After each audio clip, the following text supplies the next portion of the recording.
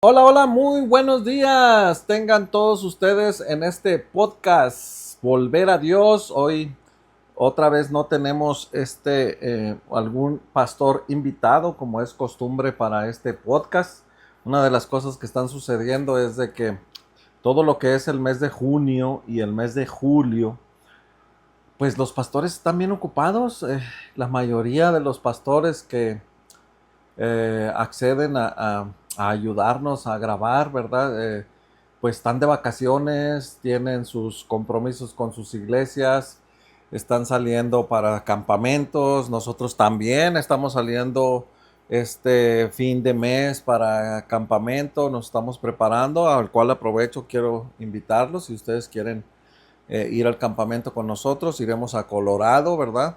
Y pues hemos estado ocupaditos y pues gracias a Dios le damos la honra y la gloria, ¿verdad? A Dios que nos mantiene ocupados en sus cosas y pues ya estaremos trayendo un pastor invitado ya por ahí de la segunda semana de agosto, ¿verdad?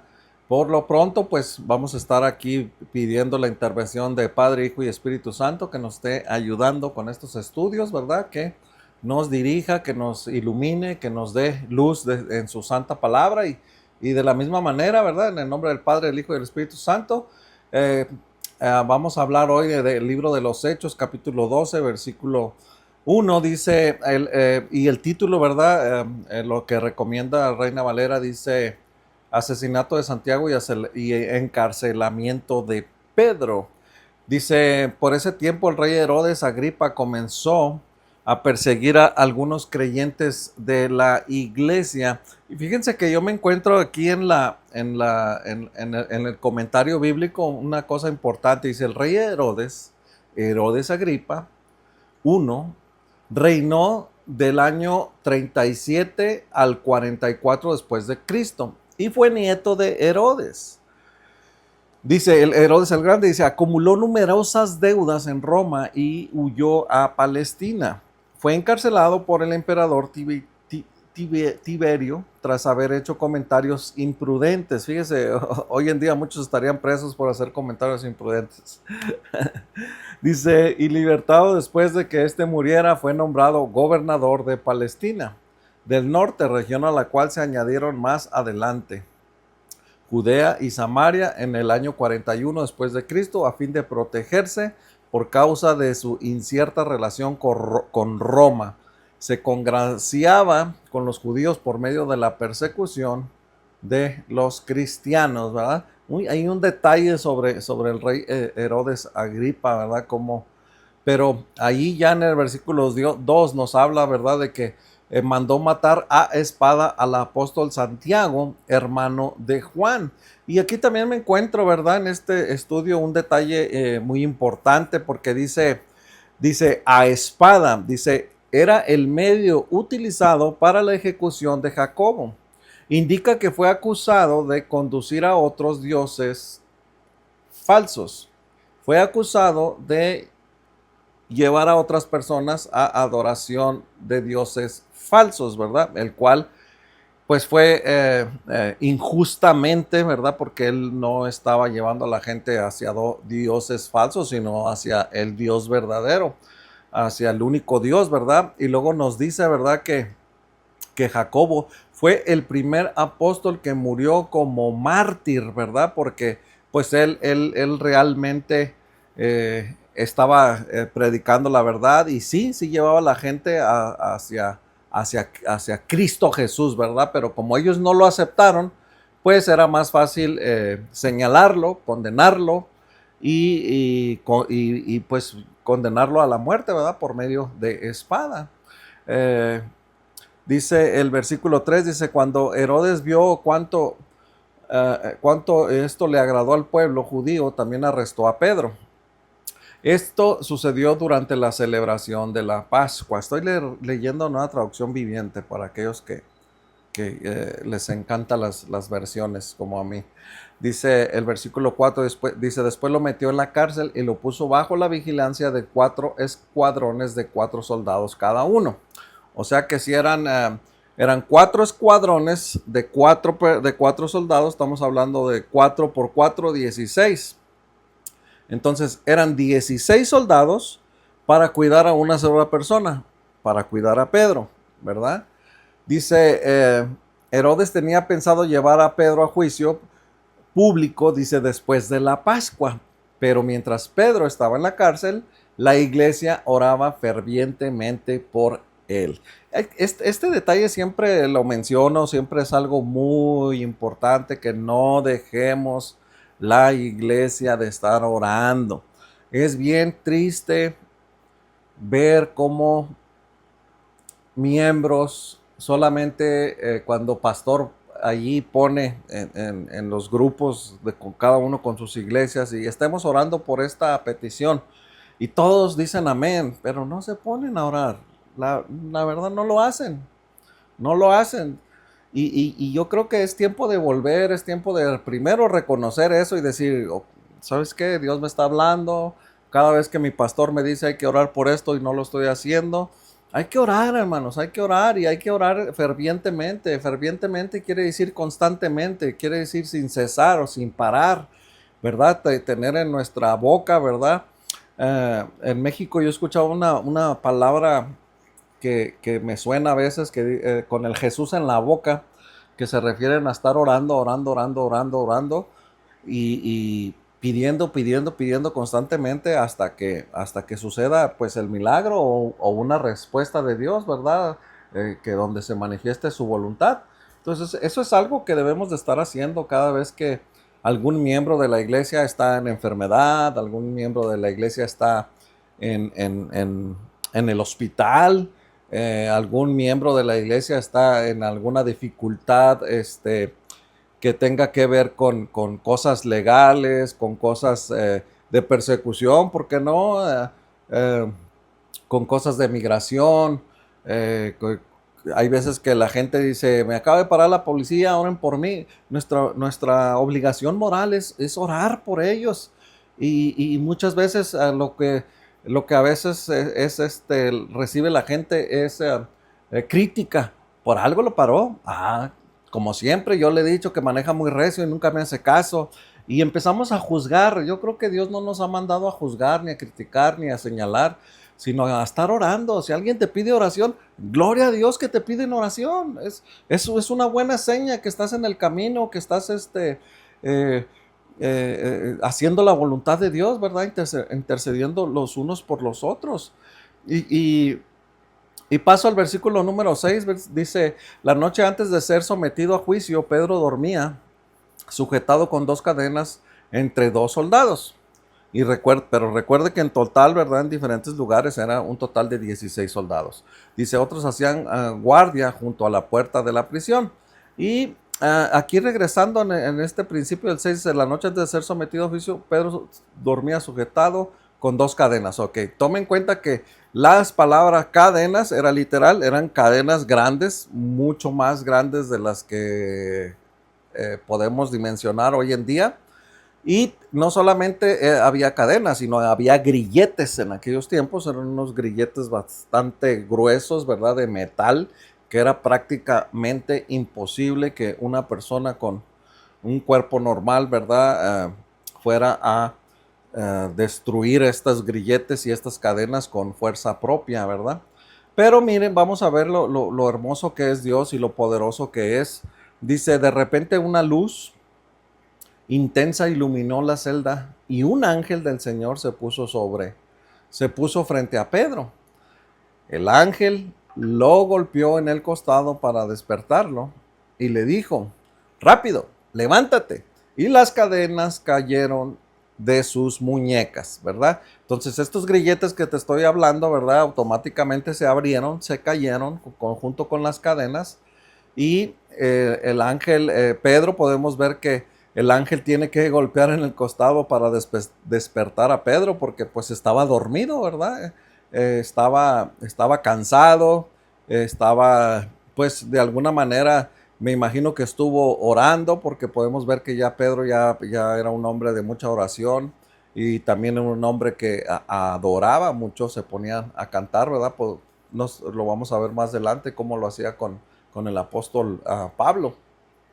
Dice el 8, dice, después el ángel le dijo, vístete y ponte tus sandalias. Pedro lo hizo y el ángel le ordenó, ahora ponte tu abrigo y sígueme. Así que Pedro salió de la celda y siguió al ángel, pero todo el tiempo pensaba que era una visión. No se daba cuenta de que en verdad eso estaba sucediendo. Yo no me imagino a Pedro allí estar todavía soñoliento, estar todavía en el tercer sueño de su profundidad, ¿verdad? Y de repente ver un ángel ha de haber sido una cosa sorprendente, maravillosa, sobrenatural. Ver este ángel y ver cómo ver ya estos soldados ya derribados y verlo cómo le da órdenes para decirle, sígueme, sígueme, vamos a ir a salir para afuera. Y dice que pasaron el primer puesto de la guardia y luego el segundo y llegaron a la puerta de hierro que lleva a la ciudad y esta puerta se abrió por sí sola frente a ellos. De esta manera cruzaron la puerta y empezaron a caminar por la calle y de pronto el ángel lo dejó. Nuevamente lo digo, una cosa sobrenatural, ¿verdad? Como el ángel al ir caminando, ¿verdad? Abre esa puerta que no debió de haber sido una puerta liviana, eran puertas pesadas, eran puertas que hacían ruido. Al abrirse, rechinaban. Inclusive hay puertas que hasta se necesitaban 2 soldados para abrirlas.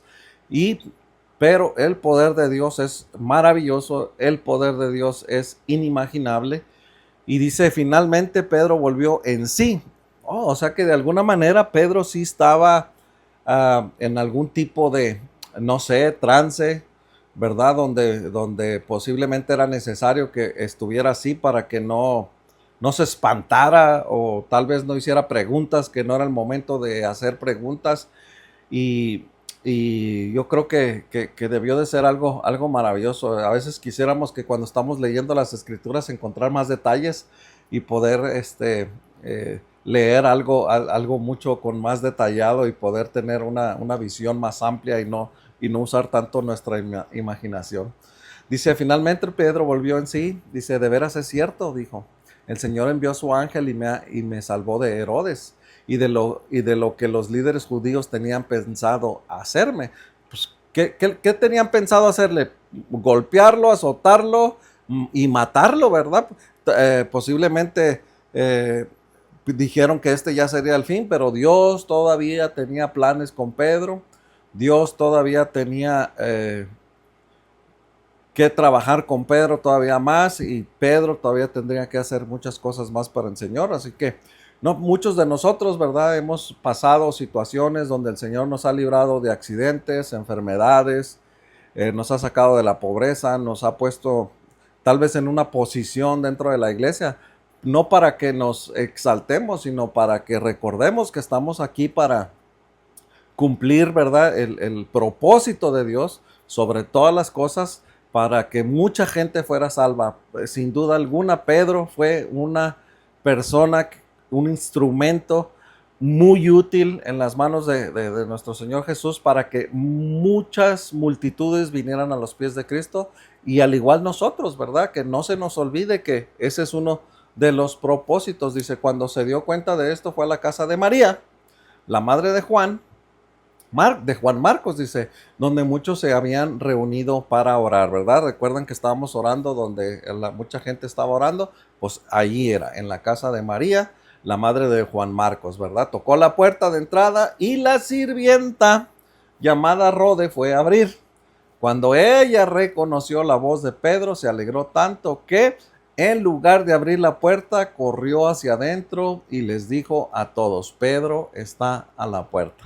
Yo no me imagino a Pedro con todo su carácter, con todo su miedo, con toda la prisa que llevaba antes de que saliera a luz, ¿verdad? De que ya no estaba en la prisión, que ya no estaba encadenado, antes de que despertaran estos soldados, estos 16 soldados que lo estaban cuidando. De poderse refugiar, ¿verdad? Porque sin duda alguna somos humanos y hay un miedo, ¿verdad? De decir, híjole, me van a atrapar, me van a encontrar y me van a volver a encerrar. Y todavía esta sirvienta sale con que se le va la onda abrirle la puerta porque no lo puede creer. Así de maravilloso es nuestro Dios. Dice, estás loca, le dijeron. Tampoco los que estaban ahí adentro, ¿verdad? Le querían creer. Como ella insistía, llegaron a la conclusión, debe de ser su ángel, ¿verdad? Pensaron que era un ángel, pensaron que era una visión. Ya me imagino cuántos minutos tardaron allí entre decidir si abríamos o no abríamos la puerta, porque era una cosa extraordinaria, una cosa sobrenatural. Y dice, mientras tanto, Pedro seguía tocando. Cuando por fin abrieron la puerta y lo vieron, quedaron asombrados. Qué hermosa historia, ¿verdad? Que podemos ver cómo pudo haber sido, ¿verdad? La sorpresa de estos hombres y mujeres de Dios que estaban en oración, ¿verdad? Y se cumplía el milagro que ellos estaban orando para que su siervo de Pedro fuera un hombre libre y cumpliera el propósito de Dios. En el comentario bíblico dice, según la superstición judía, cada persona tenía su propio ángel guardián que podía en algunos casos tomar su apariencia, ¿verdad? Pero en este caso, la Biblia no nos confirma esto, sino que nos confirma que era Pedro en hueso y carne, vivito y coleando. Dice el 17, dice, él les hizo señas para que se callaran y les contó cómo el Señor lo había sacado de la cárcel. Y luego dice, díganles a Santiago y a los demás hermanos lo que pasó. Dijo, y después se fue a otro lado. La importancia del testimonio, la importancia de contar cómo el Señor lo liberó para que no decayera en la fe, ¿verdad? En los demás, donde le manda decir, ¿verdad? A Santiago y a los demás. Y que pudieran, ¿verdad? No rendirse, no caer en desesperación, sino que era una señal de parte de Dios donde decía, no están solos, no los he abandonado, sigo con ustedes, seguimos hacia adelante, se tiene que cumplir el propósito de Dios. Y ese es el Dios que predicamos, ese es el Dios en el que creemos, ese es el Dios en el que oramos, ese es el Dios que nos prometió, ¿verdad? Estar con nosotros hasta los últimos días, ¿verdad? Por eso es la importancia de hablar, comentar, platicar el testimonio, ¿verdad? De las cosas maravillosas que hace Dios con nosotros. Dice, al siguiente día, al amanecer, hubo un gran alboroto entre los soldados por lo que había sucedido con Pedro. Herodes Agripa ordenó que se hiciera una búsqueda exhaustiva para encontrar a Pedro. Como no pudieron encontrarlo, Herodes interrogó a los guardias y luego los condenó a muerte. Mire, estos guardias tuvieron que morir. Ellos hicieron su trabajo bien. Allí pudiéramos encontrar, ¿verdad? Bueno, ¿y qué culpa tenían ellos? Pues estaban creyendo en el Dios equivocado, ¿verdad? Y dice, después Herodes se fue de Judea para quedarse en Cesarea por un tiempo. Aquí yo paro aquí en el versículo 19, ya mi hermanito, el ministro, ¿verdad? Seguirá con el versículo número 20 en adelante, dándonos luz, dándonos manjares, que es una de las palabras favoritas de mi hermano Alfredo, el ministro, ¿verdad? Que nos seguirá iluminando bajo la gracia de nuestro Señor Jesucristo, Padre, Hijo y Espíritu Santo. Allí nos seguirán instruyendo. Hasta aquí, hermanos, pues el mensaje de este día es seguir creyendo, orando y contar el testimonio de las cosas maravillosas que Dios ha hecho con nosotros.